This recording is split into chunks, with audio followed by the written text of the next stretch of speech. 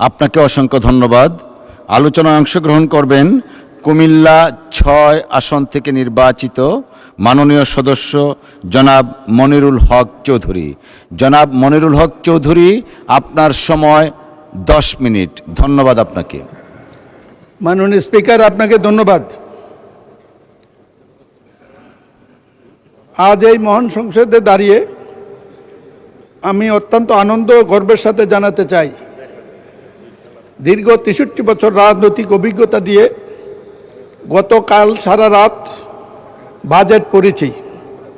আমি প্রত্যয়ন করে বলতে চাই, অর্থমন্ত্রীকে উপস্থিত 2026-27 সালের অর্থ বছরের এই ঐতিহাসিক যুগান্তকারী বাজেট সর্বকালে সর্বশ্রেষ্ঠ এবং গণমুখী।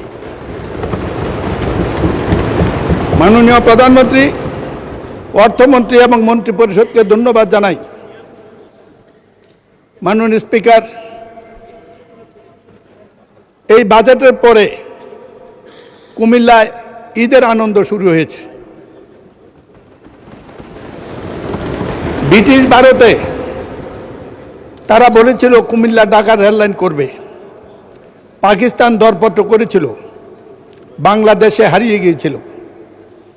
2005 সালে 3 সালে দেশনেত্রী বেগম খালেদা জিয়া বিশেষ অনুরোধে চায়না গভর্নমেন্টের মধ্যে সার্ভে করেছিল। এই লাইনের ইতিবাচক ছিল।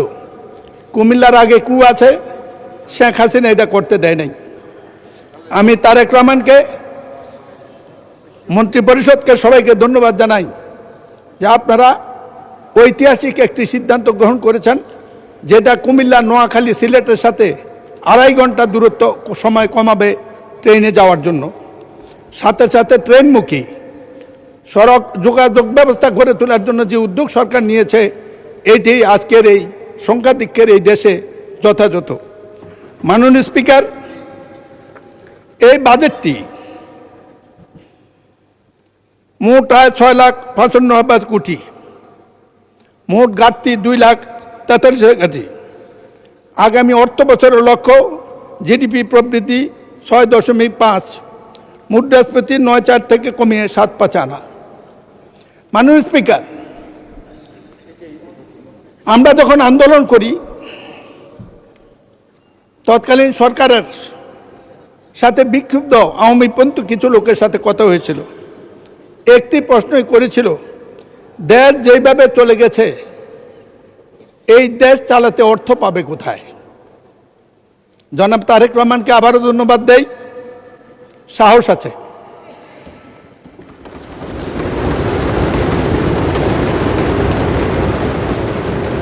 আপনারা স্পিকার সাহেব আর ডেপুটি স্পিকার সাহেব সংসদে বসলে স্বাভাবিক নিয়ে বামপন্থী হয়ে যান, কিন্তু একটু সতর্ক থাকেন।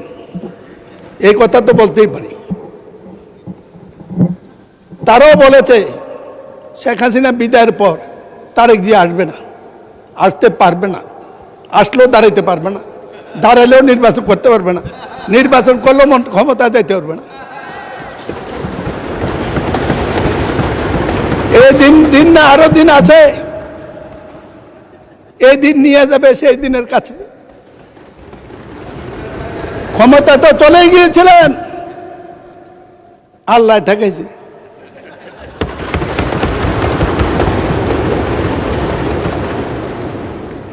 একটি কথা বলতেছে মাননীয় স্পিকার, বাজেট সম্পর্কে 1 ঘন্টা আলোচনা করা যাবে, কিন্তু কিছু কথা ওনাদের সম্পর্কে মালুম হয় যে জাতির সাথে বোধহয় প্রতারণা করবো। আমি এই জন্য কিছু কথা আজকে বলবোই, মাফ করে দেব। ওনাদের সাথে আমার খুব ভালো সম্পর্ক। 68 সনে গোলাম আজমের নেতৃত্বে ঢাকা আন্দোলন করেছি, ডাকে হরতাল করেছি। আমি হরতালের কমিটির আহ্বায়ক ছিলাম বিশ্ববিদ্যালয় ক্যাম্পাসে। সেই গোলাম আজম সাহেব আমার 2য় সংসদ নির্বাচনে আওয়ামী লীগের বিরুদ্ধে জামাতের প্রার্থী আমার এলাকা থেকে প্রত্যাহার করেছিল। আমি আপনাদের কাছে কৃতজ্ঞ। আমি এই কথা স্বীকার করি, জামাত ক্যাডার ভিত্তিক সংগঠন, আপনারা লেখাপড়া করে রাজনীতি করেন, কিন্তু আপনারা যা করেন এইটাই পৃথিবীর চরম সত্য। এই কথাটা ঠিক নয়। আর আপনাদেরকে চিনে আরো কঠিন।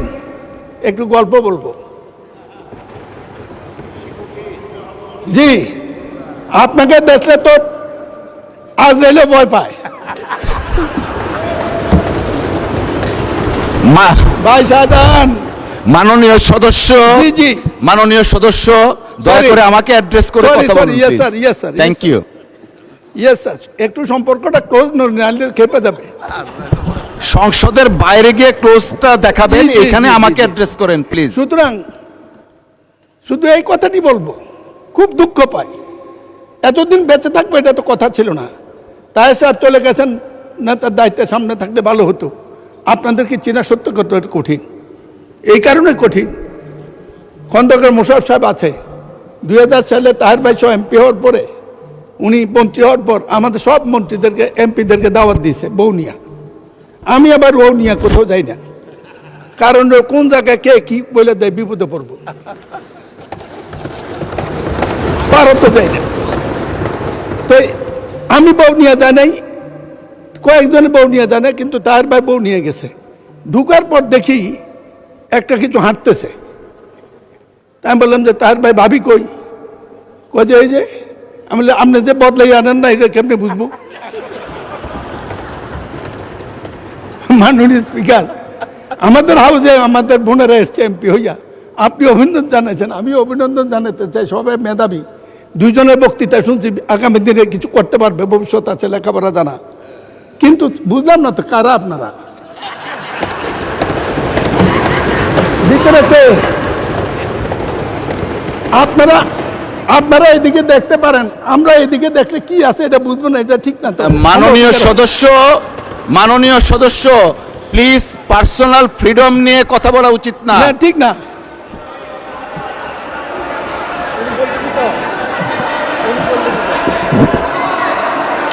আপনারা, মাননীয় সদস্য আপনারা বসেন।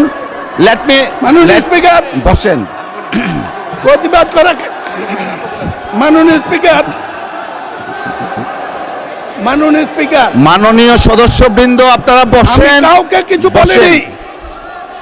অতীতে একটি ঘটনা আমার গল্প বলেছি। এই আপনারা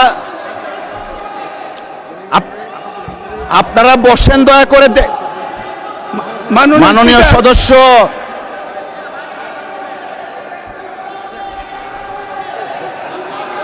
মাননীয় সদস্য আপনি বসেন। মিস্টার মাসুদ আপনি বসেন, বসেন বসেন, আপনারা বসেন মাননীয় speaker, please take your seat all the আমাকে মেম্বার্স। কথা বলতে দিন। মিস্টার নাজিবুর রহমান বসেন, আপনি আমি মিস্টার কাউকে নাজিবুর ছোট রহমান করিনি। বসেন। যদি ছোট হয়ে থাকেন ক্ষমা চাইছি, আমি কাউকে ছোট মিন করিনি। বসেন, দেখেন আমি কি বলি, বসেন। ঠিক নয়। নাজিবুর রহমান সাহেব বসেন। মেম্বার অফ পার্লামেন্ট আপনারা মাননীয় বসেন স্পিকার। দয়া করে। আহা, সবাইকে তো দেয়া যাবে না, বসেন ওনাদের বসেন। ওনাদের সম্পর্কে মাননীয় জানতে- সদস্য আপনি একটু থামুন দয়া করে, আপনারা ওনাদের বসেন। সম্পর্কে জানতে হলে মিস্টার মাসুদ আপনি বসেন, বসেন বলতেছি। মিস্টার মাসুদ আপনাকে বসতে বলতেছি। Please all of the members take your seat. All on the members please take your seat. বিরোধী দলের চিফ হুইপ আপনি বসেন, বসেন, সকলেই বসেন। মাননীয় স্পিকার, মাননীয় সদস্য আপনি যে বক্তব্য দিয়েছেন পার্সোনাল ফ্রিডম নিয়ে, এই অংশটুকু এক্সপান্স করা হলো। Thank you, thank you. আমি মাননীয় সদস্যবৃন্দ, Thank you. all the honorable members of the parliament, all the honorable members of the parliament, please একটু শুনুন দয়া করে। বল। আপনারা, আমরা সকলেই জাতীয় সংসদের নির্বাচিত সদস্য। আমরা যদি আমাদের ডিসেন্সি আমরা না রাখি, আমাদের ডিগনিটি, আমাদের অনার আমরা না রাখি, জাতির কাছে যারা আমাদেরকে ভোট দিয়ে সংসদে পাঠিয়েছে তাদের কাছে আমরা লজ্জিত হব। এই মহান সংসদ গণতান্ত্রিক কার্যক্রম পরিচালনার চারণ ক্ষেত্র। পার্সোনাল ফ্রিডম নিয়ে কেউ কথা ভবিষ্যতে বলবেন না। অসংখ্য ধন্যবাদ। মিস্টার চৌধুরী, আপনি আপনার বক্তব্য শেষ করুন, বাকি যে সময়টুকু আছে। ধন্যবাদ সকলকে। যে সময়টা নষ্ট হয়েছে এটা অ্যাড করবেন। আমি আবারও বলি, এই পরিস্থিতি আমি প্রত্যাশা করি নাই। যদি কোনো শব্দ আকার ইঙ্গিতে কারো আত্মপ্রবণে লেগে থাকে, অবশ্যই আমি অনুরোধ করব আপনি এক্সপ্রেস করবেন। আমার মনে হয় ভুল বুঝেছেন, এটা বুঝার শক্তি সবার থাকে না। মাননীয় স্পিকার, ওনাদের সম্পর্কে এই জন্য বলবো, পাকিস্তান আন্দোলন, জিন্না মওদুদি মাদাদির ভূমিকা আমার লেখানো বইটি পুরনো। সেদিন পাকিস্তানের সময় তারা পাকিস্তানের বিরোধিতা করেছে। আমরা যখন পাকিস্তানের বিরোধিতা করতে গেছি মুক্তিযুদ্ধের সময়, তখন তারা সমর্থন করেছে। কেন? তখন তারা সমর্থন করেছে। এর পরবর্তী পর্যায়ে দেশনেত্রী খালেদা জিয়া অনেক বিরোধিতার মুখে জাতীয় ঐক্যের প্রশ্নে শহীদ জিয়া যে ঐক্য সৃষ্টি শুরু করেছিলেন, তাকে নিয়ে, জামাতকে নিয়ে। মাননীয় সদস্য, আচ্ছা আমি তো এই চেয়ারটাতে বসা, দয়া করে সকল সদস্য যদি এভাবে হাত উঠান, so what's the rule that I have before you. মাননীয় সদস্য, আপনার 4 মিনিট সময় বাড়িয়ে দেয়া হলো, বিকজ ওই সময়টা আপনি কথা বলতে পারেননি। 4 মিনিট সময় আপনাকে দেয়া হলো অতিরিক্ত। ধন্যবাদ। মাননীয় স্পিকার, আপনি বললে এমনি বসে পড়ব, তো আমার প্রতি সুবিচার হয়েছে বলে আমি মনে করি না। ইচ্ছা আপনার। বক্তৃতা শুরু করলেই একটা কিছু হয়ে যায়। ওনাদের সাথে জাতিগত শত্রুতা আমার নাই, তাদের সাথে কাজ করেছি, বলেছি পাকিস্তান আমল থেকে। দেশের প্রয়োজনে 2-4টা কথা বলতে এই বয়সে না পারলে সংসদে আর কোনোদিন ডাকেন না। মাননীয় স্পিকার, এই বইটি তাদের, এটা আমার নয়। তার পরবর্তীতে আমরা যখন বাংলাদেশের পক্ষে গেলাম, তারা গেল পক্ষে। এইটা সত্য, জাতীয় ঐক্যের জন্য যে কাজ করেছিলেন, যে ম্যাডামের সাথে বিদেশে দেখার পরে, শেখ হাসিনা বিদায়ের পরে কি এমন ঘটলো, তারেক রহমান, মির্জা ফখরুল, সালাউদ্দিনে তাদের এজেন্ডা কি কারণে? মাননীয় স্পিকার, বলতে চাইছিলাম না, একটু মাফ করবেন, করলে জীবনের সময় তারা আমাকে চ্যালেঞ্জ করুক। অস্থির বাংলাদেশের প্রথম 4 বছর, এখানে এনসিপি নেতা নাহিদ সাহেব আছে, আমি বইটা পড়তে বলবো। আজকের এই বইতে উল্লেখ আছে, স্বাধীনতার পর যা হয়েছে, হাসিনা বিদায়ের পরও তা হয়েছে। বিরোধী দলীয় ঐক্য কারা নষ্ট করেছে, এটার জন্য গবেষণা হওয়া উচিত, এটার জন্য সিদ্ধান্ত হওয়া উচিত। কি কারণে বিএনপি প্রতিপক্ষ হলো? মাননীয় স্পিকার, কথা বলার সুযোগ কম। তারেক রহমান নীলকণ্ঠ বিষ খেয়ে বিষ হজম করে আওয়ামী লীগের প্রশাসনের এত একটি অভিযোগ করে নাই। শত বিবেচনাদের সেদিন বিরোধী দলের নেতারা দাঁড়িয়ে বলছেন তাদের সমবন্টন হয় নাই। 1 ঘন্টার মধ্যে তারেক রহমান তাদের দেওয়ার জন্য অর্ডার দিয়েছেন। আমি সরকারে ছিলাম, আগে জানি। না হইলেও হবে, যার হয় না কোনোদিন হয় না, যার হয় না কোনোদিনই হয় না। যাই হোক, মাননীয় স্পিকার, আমি জিজ্ঞাসা করতে চাই, আপনারা এখানে যা বলেন, বিশেষ করে আপনাদের নেতা, বিরোধী দলীয় নেতা, তিনি আমাদেরও বিরোধী নেতা, আমাদের সংসদের বিরোধী নেতা, তিনি মর্যাদাবান, তার নিরাপত্তা রাষ্ট্রের দায়িত্ব। তিনি যে শব্দ চয়ন করেন, আমি কোনোদিন কোনো রাজনৈতিক নেতা এত সুশৃঙ্খল শব্দ চয়ন আমি শুনি নাই। কিন্তু এখান থেকে যাওয়ার পরে, মাননীয় স্পিকার, এখান থেকে যাওয়ার পরে 9 নম্বরের রায় অমান্য করে জনগণের সাথে প্রতারণা করছে বিএনপি সরকার। Let's discuss. মসজিদে মসজিদে এগুলা বন্টন করে একটি কাজ, বিএনপিকে হেয় বানানো, তারেক রহমানকে ছোট বানানো। মাননীয় স্পিকার, আরেকটা ফাইল দেব আমি নেতাকে। এই ফাইল, একটি মামলা হয়েছে, 1 কোটি মামলার মধ্যে একটা হয়েছে। তারেক রহমানের রাজনীতি করে অপরাধ করেছে। জাইমা রহমান কি অন্যায় করেছে আপনাদের কাছে?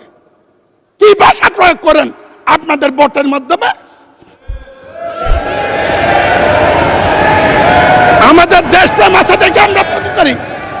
আমি চ্যালেঞ্জ করছি, আমি সরকারের কাছে বিচার চাচ্ছি, এর তদন্ত হওয়া উচিত।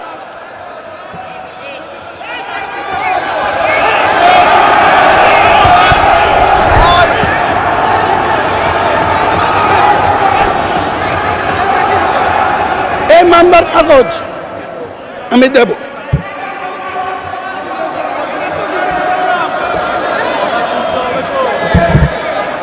মাননীয় স্পিকার,